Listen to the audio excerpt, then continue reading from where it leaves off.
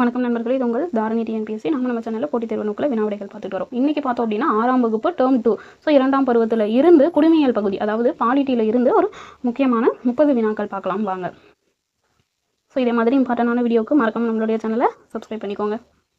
So முதல் கேள்வி, கூற்று. 1950 ஜனவரி 26 அன்று இந்திய அரசியல் அமைப்பு சட்டம் நடைமுறைக்கு வந்தது அப்படின்னு சொல்கிறாங்க. இது கரெக்டான கூற்று. 1949 நவம்பர் 26 ஏற்றுக்கொண்டு இருப்பாங்க. அது 1950 ஜனவரி 26 அன்று தான் நடைமுறைக்கு வந்திருக்கும். அப்போ முதல் கூற்று சரி.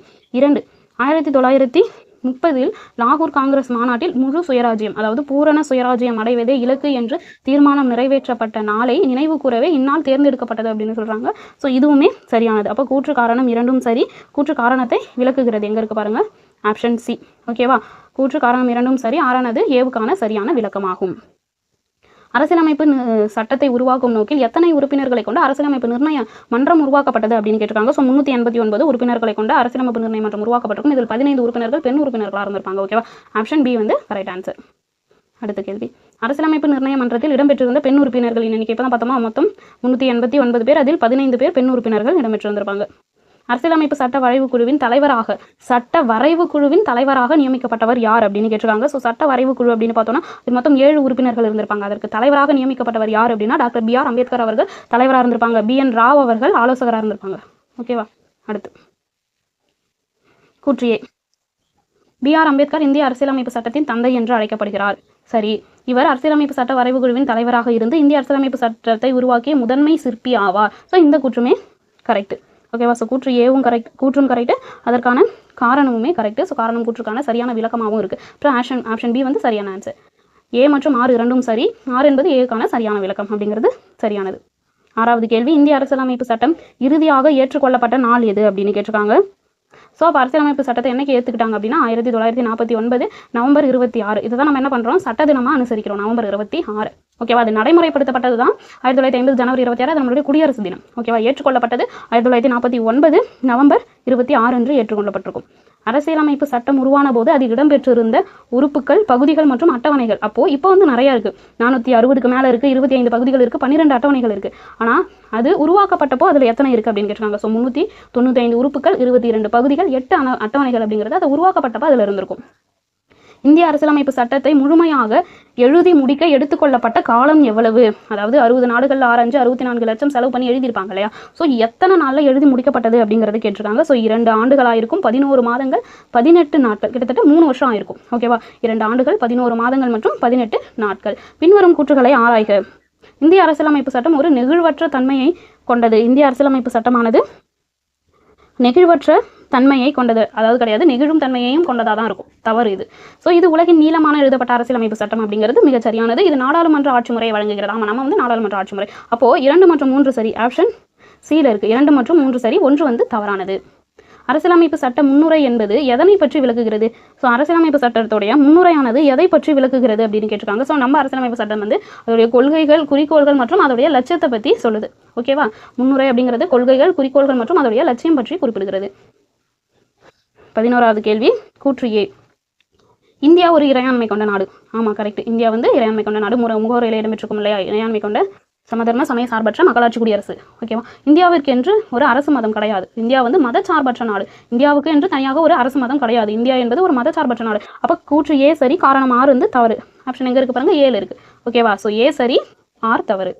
அடுத்த கேள்வி, மதச்சார்பின்மை என்பதன் பொருள் என்ன அப்படின்னு கேட்டிருக்காங்க. அதாவது மதச்சார்பின்மைனா என்னது? நம்ம அரசு வந்து எந்த ஒரு குறிப்பிட்ட மதத்தையும் ஆதரிக்காது, எல்லா மதத்தையும் என்ன பண்ணும், சமமாக பார்க்கும். ஸோ ஆப்ஷன் பி பாருங்க, அரசு எந்த ஒரு குறிப்பிட்ட மதத்தையும் ஆதரிக்காது அப்படிங்கிறது தான் மதச்சார்பின்மை அப்படிங்கிறதுக்கான அர்த்தம். அடுத்த கேள்வி, இந்திய குடிமக்களுக்கு வாக்களிக்கும் உரிமை வழங்கப்பட்ட வயது எது அப்படின்னு கேட்டிருக்காங்க. எல்லாருக்குமே தெரியும் இல்லையா. ஸோ 18 வயது. அடிப்படை உரிமைகளுள் தவறான ஒன்றை தேர்ந்தெடு அப்படின்னு கேட்டிருக்காங்க. சமத்துவ உரிமை, சொத்துரிமை, சுரண்டலுக்கு எதிரான உரிமை, சுதந்திர உரிமை. சொத்துரிமை அப்படிங்கிறது அடிப்படை உரிமையில் கிடையாது, இதை வந்து நீக்கிட்டாங்க. ஓகேவா, ஸோ சொத்துரிமை அப்படிங்கிறது அடிப்படை உரிமை கிடையாது, அதுதான் இங்கே தவறானது. 15வது கேள்வி, கூற்று ஏ. அரசியலமைப்பு சட்டம் குடிமக்களுக்கு அடிப்படை உரிமைகளை வழங்குது அப்படின்னு சொல்றாங்க. கரெக்ட், நமக்கு அடிப்படை உரிமைகளை வழங்குது. இந்த உரிமைகளை மீறும் பொழுது எவரும் நீதிமன்றத்தை அணுக முடியாது. அடிப்படை உரிமை அப்படின்னாலே என்ன பண்ணலாம், அதை மீறாங்க அப்படின்னா நம்ம கண்டிப்பாக நீதிமன்றத்தை அணுக முடியும். இங்கே முடியாது அப்படின்னு கொடுத்துருக்காங்க. அப்போ காரணம் தவறு. கூற்று சரி, காரணம் தவறு எங்கே இருக்குது? ஆப்ஷன் ஏல இருக்குது. கூற்று சரி, காரணம் தவறு. அடுத்த கேள்வி, அரசு நெறி முறைப்படுத்தும் கோட்பாடு எதனை வலியுறுத்துகிறது? நெறிமுறைப்படுத்தும் கோட்பாடு எதை வலியுறுத்துகிறது அப்படின்னா, அரசு சட்டங்களை இயற்றும் பொழுது கவனத்தில் கொள்ள வேண்டிய வழிகாட்டுதல்களை தான் அரசு நெறிமுறைப்படுத்தும் கோட்பாடு சொல்லுது. ஓகேவா? எதை சொல்லுது? அரசு ஒரு சட்டத்தை போடுது அப்படின்னா இந்த இதெல்லாம் நாங்கள் வச்சிருக்கோம், அதை நீங்கள் வந்து கவனத்தில் கொண்டு அதன் அடிப்படையில் தான் சட்டங்களை உருவாக்கணும் அப்படின்னு தான் அரசு நெறிமுறைப்படுத்தும் கோட்பாடு சொல்லுது. ஸோ அரசு சட்டங்களை இயற்றும் பொழுது கவனத்தில் கொள்ள வேண்டிய வழிகாட்டுதலை சொல்லுது. ஓகேவா?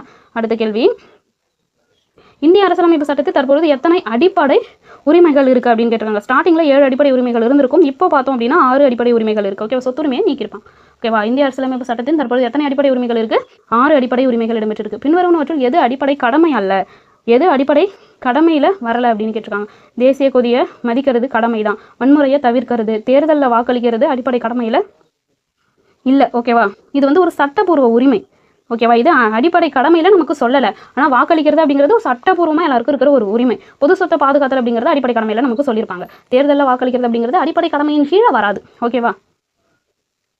அடுத்த கேள்வி, கூற்றியே இந்திய அரசியலமைப்பு சட்டம் கையால் எழுதப்பட்டதுன்னு சொல்றாங்க. ஆமாம், கரெக்ட். அது கையால் தான் வந்து எழுதியிருப்பாங்க. ஓகேவா? அடுத்து இதை எழுதியவர் பிரேம் பெஹாரி நரேன் ரைஜடா அப்படின்னு சொல்றாங்க. இதுவுமே கரெக்ட்.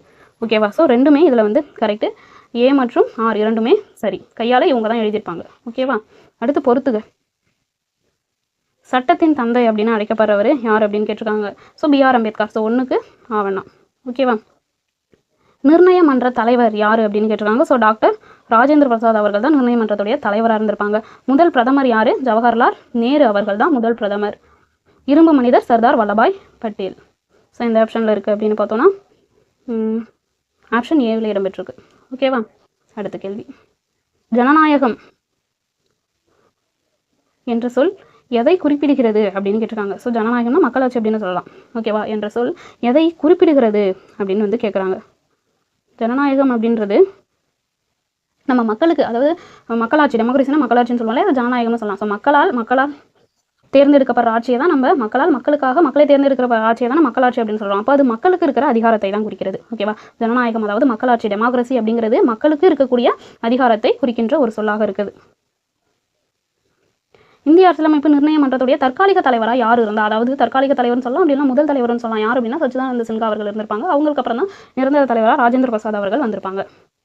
கூற்று, இந்திய அரசியலமைப்பு சட்டம் இத்தாலிய பாணியில் எழுதப்பட்டது.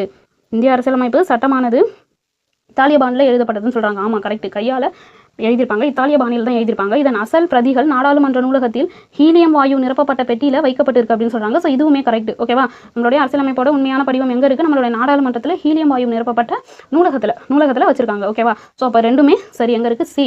ஏ மற்றும் ஆர் இரண்டும் சரி.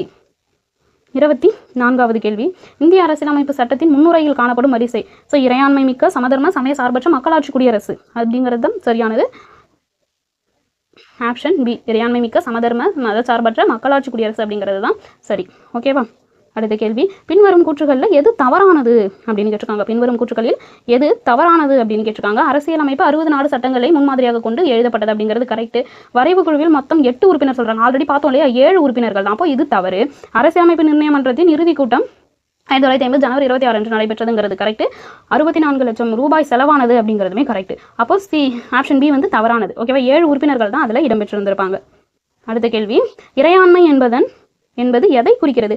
இறையாண்மை அப்படிங்கிறது எதை குறிக்கிறது அப்படின்னு கேட்டிருக்காங்க. ஸோ ஒரு நாட்டின் தலையீடின்றி முடிவெடுக்கும் அதிகாரத்தை, அதாவது பிற நாடுகளுடைய தலையீடு இன்றி நம்ம நாடு நமக்கான தேவைகளை உருவாக்குறாங்க இல்லையா, அதை தான் என்ன சொல்கிறாங்க? இறையாண்மை அப்படின்னு சொல்கிறாங்க. பிற நாடுகளுடைய தலையீடு இன்றி முடிவெடுக்கிற அதிகாரத்தை தான் இறையாண்மை அப்படின்னு சொல்கிறாங்க. அடுத்து, தேசிய சட்ட நாள் எப்பொழுது கொண்டாடப்படுது? 1949 நவம்பர் 26 என்ன பண்ணியிருப்பாங்க? எழுதி முடிச்சு அதை ஏற்றுக்கிட்டு இருந்திருப்பாங்க. நடைமுறைக்கு வந்திருக்காது, அரசியலமைப்பு சட்டத்தை ஏற்றுட்டு இருப்பாங்க இல்லையா, அந்த நவம்பர் 26 தான் என்ன பண்ணுறோம்? நம்ம சட்ட தினமாக கொண்டாடிட்டு இருக்கோம். அடுத்த கேள்வி 28, கூற்று, இந்திய குடிமகன் ஒவ்வொருவருக்கும் கல்வி கற்கும் உரிமை உண்டு. ஆமாம், கல்வி கற்கும் உரிமை இருக்குது. அது அடிப்படை உரிமையில் சொல்லப்பட்டிருக்கு. இது இந்திய அரசியலமைப்பு சட்டத்தின் அடிப்படை உரிமைகளில் ஒன்றாகும். கரெக்ட். அப்போ கூற்று சரி, காரணம் சரி. காரணம் வந்து கூற்றை விளக்குது. எங்கே இருக்கு பாருங்க? Option B. ஏ மற்றும் ஆர் இரண்டும் சரி. ஆர் என்பது ஏக்கான சரியான விளக்கமாகும் அப்படிங்கிறது சரியானது. அடுத்த கேள்வி, அரசியலமைப்பு சட்ட வரைவு குழுவில் இருந்த உறுப்பினர்களில் தவறான பெயரை கண்டறிக அப்படின்னு கேட்டிருக்காங்க. ஸோ கோபாலசாமி இருந்திருப்பாரு, முன்ஷி இருந்திருப்பாரு, முகமது சாதுல்லா இருந்திருப்பாரு. காந்தி அவர்கள் இதில் இடம்பெற்றிருந்திருக்க மாட்டாங்க. ஓகேவா? ஸோ காந்தி அவர்கள் இதில் இடம்பெற்றிருந்திருக்க மாட்டாங்க. இவர் வந்து அரசியலமைப்பு நிர்ணய சபை மன்றத்தில் அப்படி இல்லையா வரைவு குழு எதிலுமே ஒரு உறுப்பினராக இருந்திருக்க மாட்டார். ஸோ காந்திஜி அப்படிங்கிறது சரியான விடை. அடுத்த கேள்வி, அடிப்படை கடமைகள் எந்த பகுதியின் கீழே வருது அப்படின்னு கேட்டிருக்காங்க. ஸோ அடிப்படை கடமை அப்படிங்கிறது பகுதி 4ல் ஏவில் வருது. ஓகேவா? இது பார்த்தோம் அப்படின்னா 1976 42வது சட்ட திருத்தத்தின் மூலயமா தான் உள்ள கொண்டுட்டு வந்திருப்பாங்க. பகுதி 4ல் ஏவில் கொண்டுட்டு வந்திருப்பாங்க. ஓகேவா? அடிப்படை கடமை அப்படிங்கிறது பகுதி 4ல் ஏவில் 1976 42வது சட்ட திருத்தத்தின்படி கொண்டு வந்திருப்பாங்க. ஸோ இந்த வீடியோ கண்டிப்பாக உங்களுக்கு பயனுள்ளதாக இருந்திருக்கும். ஸோ இதே மாதிரியான இம்பார்ட்டன்டான வீடியோவுக்கு மறக்காமல் நம்மளுடைய சேனலை சப்ஸ்கிரைப் பண்ணுங்கள், லைக் பண்ணுங்கள், ஷேர் பண்ணுங்கள், கமெண்ட் பண்ணுங்கள். அடுத்து இதே மாதிரி இம்பார்ட்டன்டான வீடியோவில் உங்களை சந்திக்கிறேன். நன்றி.